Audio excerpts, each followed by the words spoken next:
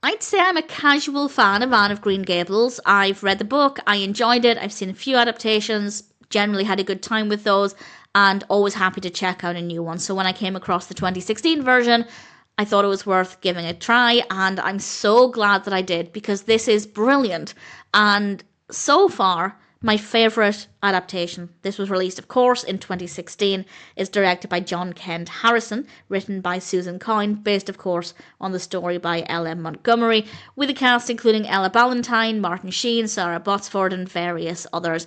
And I won't go into a tremendous amount of detail, but basically, it's about a young girl called Anne who is an orphan, and she moves into the farm of a childless couple. They were expecting a boy, she turns up, they decide to make it work, and quite quickly they realise that actually she's quite nice to have around.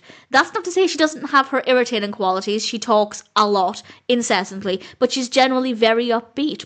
So there's a lot of chattering, but she has this positive vibe about her, and she's an absolute joy. I love the character so much. I don't think I've had such a strong response to the character of Anne in the book or any other adaptations that I've seen. This is by far my favourite version of Anne as a character, and I think Ella Ballentine did an absolutely brilliant job of really bringing her to life. The narrative itself is great. It's all about Anne finding her way on the farm, having new experiences, and meeting other people. There are some obstacles to overcome. There's definitely a lot of substance to the narrative, all focusing on Anne's experience. And she's just so fiery and full of spirit, and just such a wonderful character with a brilliant way of speaking. Yes, she talks a lot, but because she has this brilliant way of speaking, she's just so engaging and such a pleasure to listen to. Granted, if I lived with her and it was non-stop, I'd probably feel differently, but for the film, that's certainly the case. Story flows well, plenty of adventures and new discoveries for Anne.